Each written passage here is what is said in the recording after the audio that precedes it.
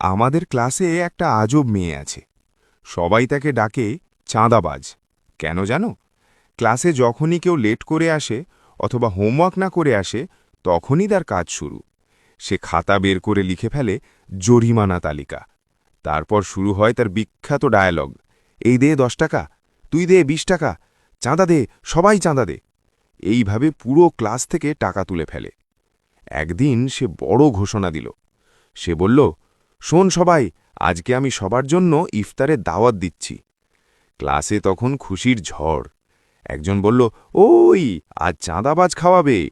আরেকজন বলল, আজকে তো জম্পেশ ইফতার হবে। বিকেলে শুরু হলো আসল কাণ্ড।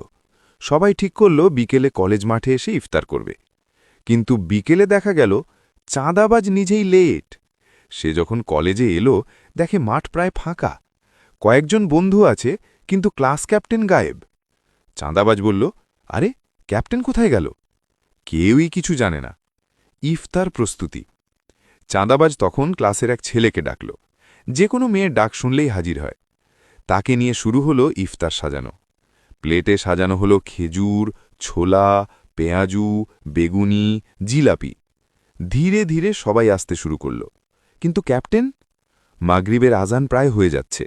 স্যারও এসে গেছেন। তবু ক্যাপ্টেন আর ২-৩ জনের কোনো খবর নেই। হঠাৎ জঙ্গলের দিক থেকে ক্যাপ্টেন বের হয়ে এলো। সবাই অবাক। এই ক্যাপ্টেন, ওখানে কি করছিলি? ক্যাপ্টেন হেসে বলল, আরে ভাই, পরে বলবো। আজান হয়ে গেল, কিন্তু তখনও ২-৩ জন রাস্তায়। স্যার বললেন, সবাই আগে খেজুর দিয়ে ইফতার করো, বাকি জিনিসে কেউ হাত দিও না। কিন্তু স্যার যেই চলে গেলেন, চাঁদাবাজ বলল, এই পিয়াজুটা দেখি কেমন। তারপর ভোগী বলাপাড়া, মৃত্তিকা ভবন আর কয়েকজন নির্লজ্জ মেয়ে সবাই মিলে খাওয়া শুরু। ছোলা গেল, পেঁয়াজু গেল, বেগুনি গেল।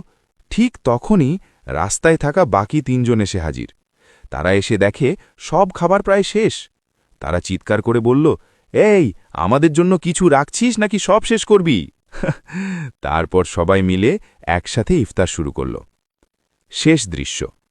শেষে সবাই মিলে হাসি তামাশা করতে করতে খুব সুন্দর একটা ইফতার পার্টি হল। আর সেই দিন থেকে চাঁদাবাজের নতুন নাম হল ইফতার স্পন্সর চাঁদাবাজ।